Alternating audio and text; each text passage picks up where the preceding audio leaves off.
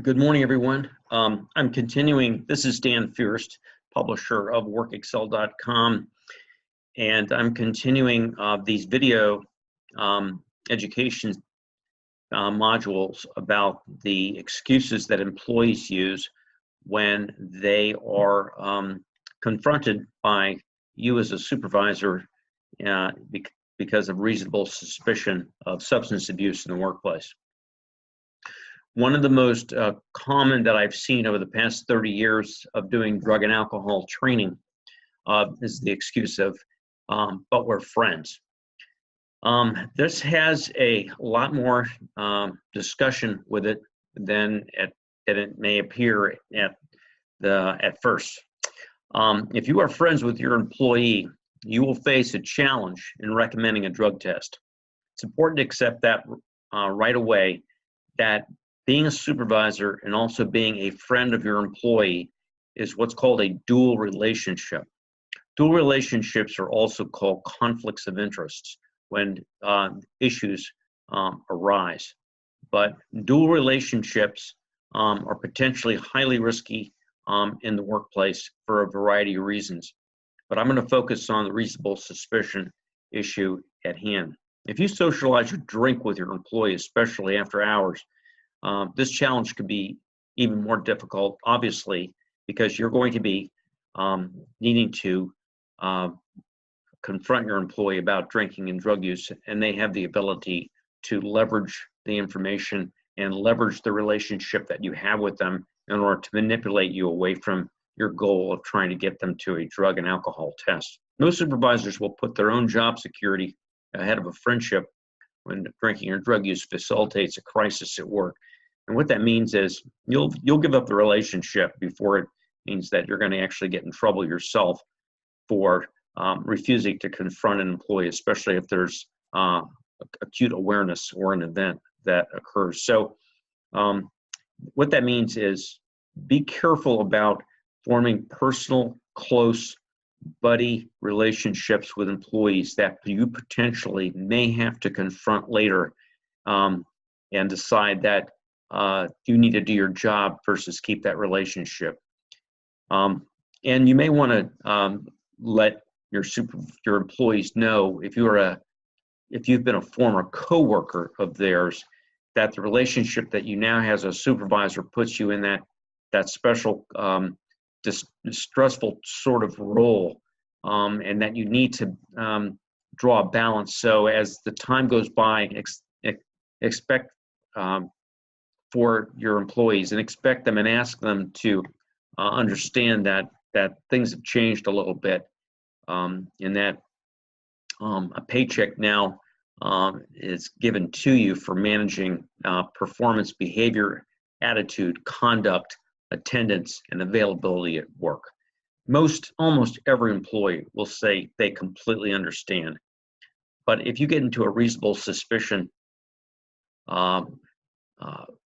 confrontation with an employee, they're going to use that dynamic because it's important that they manipulate you and avoid being tested positive. They're going to use that relationship to their advantage and their understanding of what that relationship is.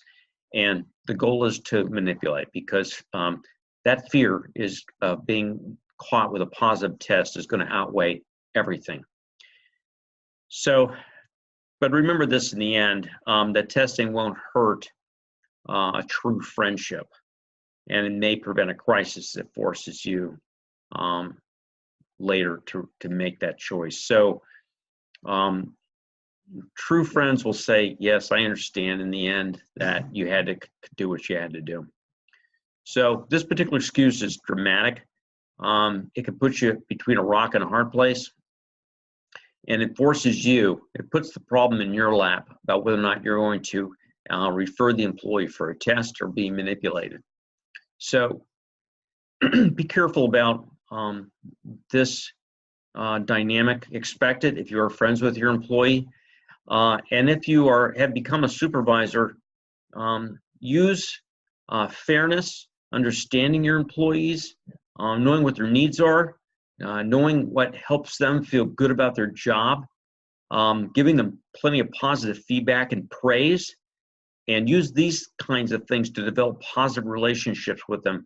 Don't think that developing a positive relationship or a workable relationship with your employees is about going to a bar with them, having to make the New Year's Eve party, fishing with them on Saturdays. All these things are possible, but they should not be prohibited completely, but you have to do these things with awareness. Otherwise, when the crisis happens, you'll be sitting there wondering, should you go forward or not? And if you decide not to have an employee tested and reasonable suspicion exists, remember that you're buying the lag. It could turn into a larger a crisis later that in theory could cost a lot of money or get somebody killed. So think about your role as a supervisor, whether or not this is an issue for you personally, but realize that there is no such thing as a dual relationship that doesn't carry a lot of risk with it. I'll stop there, and in our next video, I'm going to talk about